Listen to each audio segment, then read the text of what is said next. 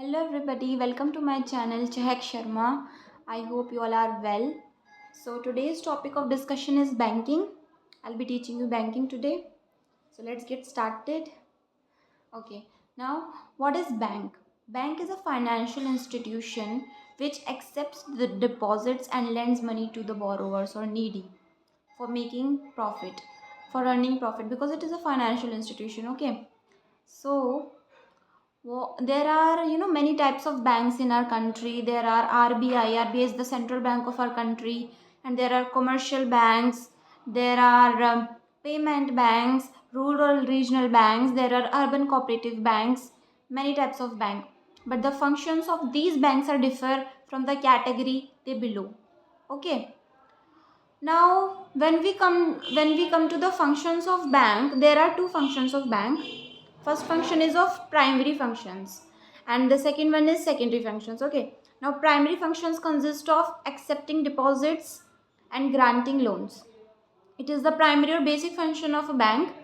Bank accept deposits and deposit in the form of term deposits, demand deposits. There are many type of deposits. For example, the household deposits their money is in the form of fixed deposit, for example, and the businesses, most of the businesses accept or grant. When the bank grant loans to the businesses, then bank grants as in form of current deposits. So these are called primary functions of bank, accepting deposits. And now the second primary function is of granting loans. So granting loans is like that, the bank when accept deposits from the borrowers or sorry from the depositors, then the deposited money in the bank has to give it to the needy people. For that the economy is growing, and for investment purpose, for any purpose, the bank done so. Okay, these are the two functions of primary functions of bank. Now there are some secondary functions also. For example, overdraft facility. Now what do you mean by overdraft facility? Overdraft facility means that suppose I am a businessman. Okay, I am a businessman. I want to buy something. For example, I want to buy a house. Okay, but in my current account deposit, when I borrow loan to the bank, then the current account the money that I borrow is I only have 1 lakh as a collateral, but I want more. So what my bank does it that it gives me extra money as deposits. Okay, so this is called overdraft facility. I hope you understand this. Now, discounting of bills of exchange.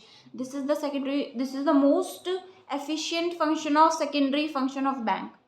Now, what is it that? It refers to a facility in which holder of a bill exchange can get the bill discounted with bank before the maturity. It is that when a shopkeeper go to go to some bank and needs money, so the bank discount the bills of exchange, okay, when maturity period comes. So this is the second function. Now agency functions. There are agency functions also. For example, transfer of funds. Transfer of fund is a most efficient agency function. Collection and payment of various items. It is like that, in bank we deposits, locker facility is available. So there is purchase and sales of securities for foreign exchange reserves. Okay, securities of government purchase and sales. So this is the secondary functions. Now this is it of the functions of banks. Now let us come to central bank. So what is central bank? Central bank is the apex bank of our country. Central bank is only the one bank, and in India central bank is RBI, Reserve Bank of India, is the only central bank in our country. It performs many functions. For example, money creation, credit control, monetary policy. Okay, so these are the functions of central bank. So I'll dictate some intro. Central bank is an apex body that controls, operates and regulates directs the entire banking and monetary structure of the economy. Okay, it directs the structure of the economy. Let us come to some functions of central bank. The first function of central bank is it issues currency notes. Okay, so we all know that the RBI issues currency notes except rupee 1 coin and rupee 1 note. Okay, now what are the advantages of sole of note issued RBI? It leads to uniformity in note circulation. RBI issues currency notes and issues, currency note circulation is all controlled by the RBI only. So this is the first function of RBI. Now the second one is banker to the government. What do you mean by banker to the government? When we people need money, we go to the bank. But the banks, when comes to the shortage of money, then these banks will go to which institution? The RBI, because it is the banker of the banks. All the commercial banks go to the RBI when they shortlist their needs. And RBI is also the banker of the government because it purchases and sales of government securities, and it is the lender of last resort.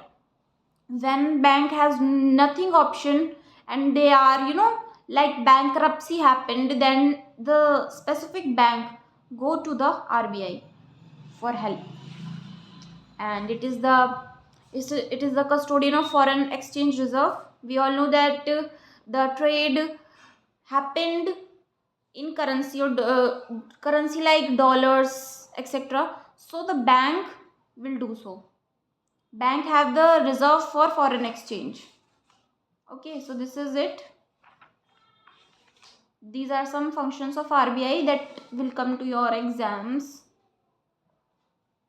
Now RBI also regulates monetary policy. What do you mean by monetary policy? Monetary policy is something that, for example, the bank is in charge of all the monetary things that are happening in our country. But for those things, banks need some sort of policies to implement these measures. So monetary policy helps in the economic exchange. It helps in economic growth of our country. It helps in the equal distribution of our country. For example, rich are getting richer and poor are getting poorer. So the balance is need to be maintained. Okay. Now the monetary policy helps to regulate the money, helps to regulate, control inflation in our country. What do you mean by inflation? Inflation is when the demand is getting up and the supply of the goods and services is getting low. So when the inflation occurs. Okay, so the inflation controls of RBI only. So these are some functions of RBI. Now let us come to what left. Let us come to, yes, what are the measures of RBI that controls monetary policy? So there are qualitative as well as quantitative measures that controls RBI's monetary policy. So one thing is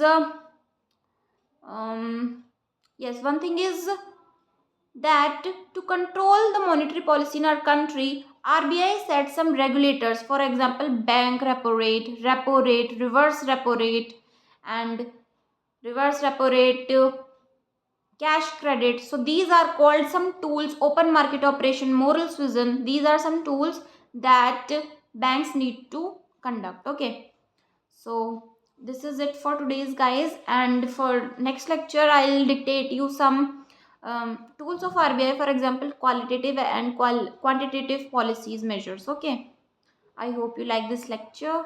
Please subscribe to my channel and like please, and comment also. Thank you.